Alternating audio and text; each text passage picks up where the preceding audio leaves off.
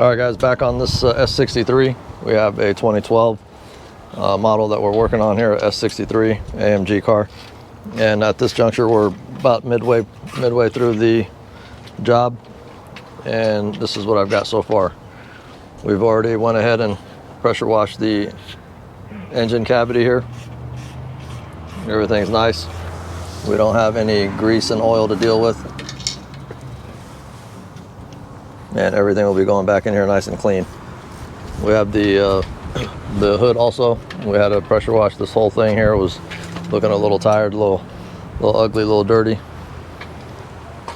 And this here currently is the transplant that came out of it. And what we're working on at this point is we're pulling the transmission, and we're going to be swapping the trannies. The original tranny to the vehicle will be going back into the car. There are two computers modules that are in the transmission or on the transmission. There's an external unit here, and this is responsible for your shift selecting, basically coming in and out of park. Some of these cars had issues with that, and if you have issues with that, that would be the culprit there most of the time. And then also there is a secondary unit. It's called the conductor plate, and that would be the plug for it. It's on the passenger side, and this goes down into the area here, and it's internal. There's a TCU that's in there, and that is the transmission control unit. So both of those items are considered a theft deterrent. That basically it needs to be programmed with the vehicle's VIN number and also programmed to the key. There are companies that are out there that are specialized in doing that. I believe Mercedes will actually not sell you either one of those units. If you needed them, you'd have to find somebody that, or I think you may have to present paperwork, showing that you're the owner of the vehicle, and present the car at the dealership, which would ends up being quite pricey. But anyways, we're going to swap to avoid any issues with starting the car. We're going to swap the transmissions as they sit, so that would be the original transmission going right back into that vehicle, and we shouldn't have any issues with that. And we're also going to be using the original engine ECU. This car had the P30 pack on it, so this has a little bit more power than the engine that I have there, and I believe that was all tuning. The engine, I think, is exactly the same. I haven't seen anything different or heard anything different about the engines. The P30 pack, you think that's 100% just all in the tune, or we got anything that you heard that might be different on these? I think that's pure tuning. You could even get like the Rentec tunes and additional. Get these to bump up. Yeah, they bump these up quite a bit, but then there's issues with these guys scoring the cylinder walls and whatnot, and so when you start putting things in there and bumping up the power on these cars, you're going to lose reliability. So we don't really recommend that or do that ourselves. There's what's the horsepower on this? I mean, like 600 or something. About right. What's that? About 600. About 600. I mean, I think for a four-door sedan of this size, you're not going to do any sports car. It's not a sports car. It is a fast car, but it's not a sports car. So I think 600 horsepower, in my opinion, is plenty of power in these cars. Once you start turning them up, you'll have to deal with possibly damaging internal components and whatnot, and we just don't recommend that. Anyways, this is the engine. Again, we're going to be taking this transmission off using the original trans, and that is due to the theft deterrent system in the vehicle. Everything has to mesh up. When you turn that key has to match up, and the central gateway in this vehicle has to match up all those modules, and they have to be corresponding to this vehicle. And you can't do anything on that unless you are able to program, and that is a completely different topic and different equipment, and things are necessary to do that. So to avoid that, we're going to keep it simple, do the trans swap, and if you guys are doing transmission swaps, you'll have to bear that in mind, that it's not just a plug and play setup when you get a transmission out of another vehicle. anyways, we'll do a final video on the wrap up on this when we're actually putting it in, or once I've got it set in there, and then I believe we'll do another video on top of that to do a fire up on the vehicle and see if we've got everything and all our checks in place there. But anyways, we're getting to work on this. It's again, it's still about 100 degrees out here. It's a spicy day. It's a tough one. We'll see you guys in a second. So anyways, this one here, let me show you where we're at so far. We've got the engine sitting on the cradle. We're going to be buttoning up the wiring, some hydraulic lines and fuel lines, just the just the button up work. We still got to install the radiator fans and complete front end assembly here. But again, it's already starting to get dark. We gave it what we did, what we could today, and just couldn't make it happen. I was hoping to get it done before the sunset, and it's right around the corner right now, and we're not anywhere near what we need to be. But a lot of cleanup work went into it. That's the reason that we got held up and didn't end up having a successful fire up today. But either way, we're gonna get, this is the old motor, the trans from the donor car, and we're gonna do probably another video on top of this one once we get it all buttoned up as close as we can and attempt to fire up. So just wanted to keep you posted on that, and we'll see you tomorrow. You guys be cool. I'll see you in a little bit. All right, guys, here it is. She's back to life. As you can see, she's running. Engine's running. She's looking clean. We just topped off the antifreeze. Ended up putting a new headlight in it. And this whole front clip, there's layer upon layer on these cars. There's so much stuff on this car. It's unbelievable. It's incredible, actually. You just have to peel back layers on this and build it up. And when you put it back together, it's just a layer on top of another layer. There's a tremendous amount of stuff that goes up in the front of that vehicle. The engine here, the P30 pack, indicative by the carbon fiber engine cover. We've got the scanner hooked up, and we're going to go through and see what we have. As far as engine faults, there are none. Transmission faults, there are none, but there are several faults that are showing up due to the battery running dry, or running dead. And so we'll go ahead and address those. I want to take you over here and show you this is the engine that came out of the car originally. We cleaned it up a bit. However, if you guys are familiar with these engines, there's a lot of oil leakage that comes from these cam covers here, and it seeps all down.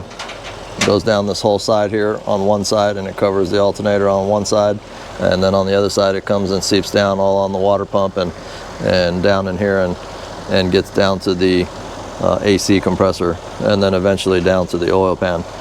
So if you guys catch the seeping on that, it's a fairly easy job to do. They all do it. Get in there and replace the silicone, clean it up real good, and replace the silicone seal that's in here. That'll solve your issue on that.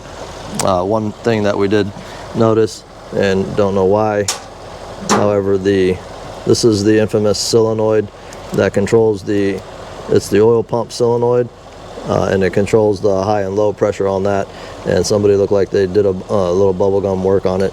So it's notorious on this pump, and a lot of people are adamant that if you unplug that, you'll keep your engine running at the high on the high pressure oil mode, and it helps it to not starve for oil at any given point. So a lot of people are swearing by having that unplugged. I've never done it. I don't have anything on it. If you guys are well studied in that, let me know what you think. Like I said, I don't have any solid concrete info on that, but I have heard that to be the case. Most people will just unplug that and let it, according to what I've seen and read about it, as soon as you unplug that, I would think that there would be a check engine light that would be coming up on the dash, but that is not the case. You will not even get a check engine light from unplugging that. Here's the old headlight that we replaced. It was cracked. Somebody looked like they backed into that. And then this here is the front bumper skin that's going to be going on. It's, for the most part, it's in pretty decent shape. We've got a little gash in it right there, and then it looks like the lower grille might need replacement. We're gonna see if Mercedes still offers that in there, as far as a new one is concerned. We're gonna see if they still offer that, and probably pick up a new center grille there. Again, on this bumper skin, there's, I don't know, 30 parts that go into just making all the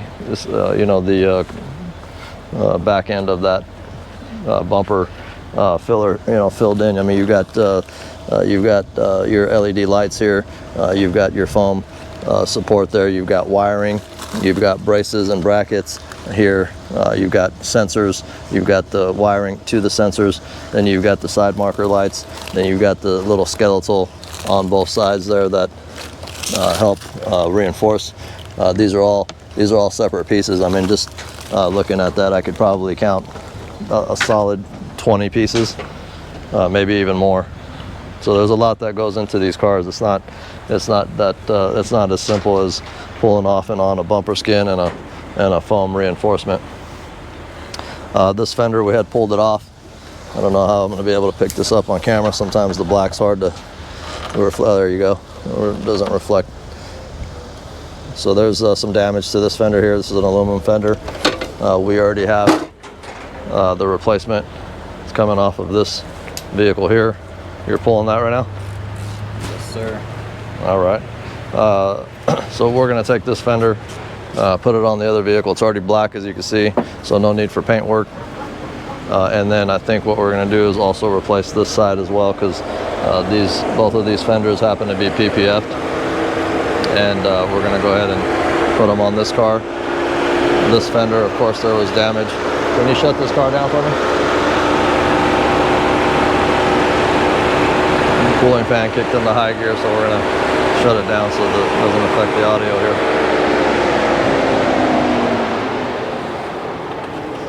So we took a little damage on this fender as well when this is the headlight that we replaced. So I think it slid back and it gave this fender here a little kink. Nothing too crazy, and it's not something that we can't live with. But since we already have one, we're going to go ahead and use it. So we're going to be replacing both fenders on this vehicle.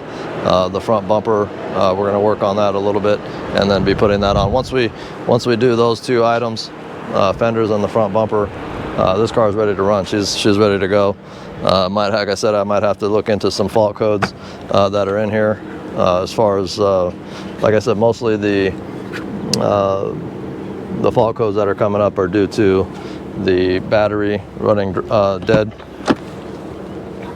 And then, of course, we're going to have to do a solid detail on this car. It's pretty dirty. I don't know how long she sat at the auction, but we're going to give it some treatment here. But anyways, guys, I just wanted to show you that. That's a wrap up on this S63 for now. We got her running, and that was the intended game plan on that vehicle. We got this car 2 days ago now. Today's the third day of ownership. Came in, car wasn't running. A bunch of parts that were tore up on the front end. A lot of this stuff that you see here was all tore up. This oil cooler, this whole assembly was shredded. We put a new oil cooler on it. We put that headlight in there. There's a bunch of bracketry that went in here. I can show you a couple of the items. I think we still have them here. These brackets, all this here, you got this one here, and then the factory oil cooler that came on the car was in pretty rough shape, and none of the shrouding was on it. So here's the factory oil cooler. I think she still held pressure, but again, no shrouding on it. So we got that all squared away and taken care of. The car is back 100% original. Everything on here there's no aftermarket bullshit. We've got everything on here, and it's all original Mercedes-Benz. So again, she should be ready to run here. Hell, by the end of the day, I think. So once we get all this sorted out with the fenders and the front bumper, she's ready to go. All right, guys. Then if you guys have been following along, I have this GT350. I've got a oil catch down under there. We discovered a crack in the oil pan. We just got the oil pan in yesterday, and we'll be putting the oil pan on that, and then that one will be getting ready to get extracted. Once we get that oil pan on, we'll extract the engine, and then that vehicle will be hitting the scrapyard. Anyways, you guys, we'll check you on the next one. Be cool, and I'll see you on the next one.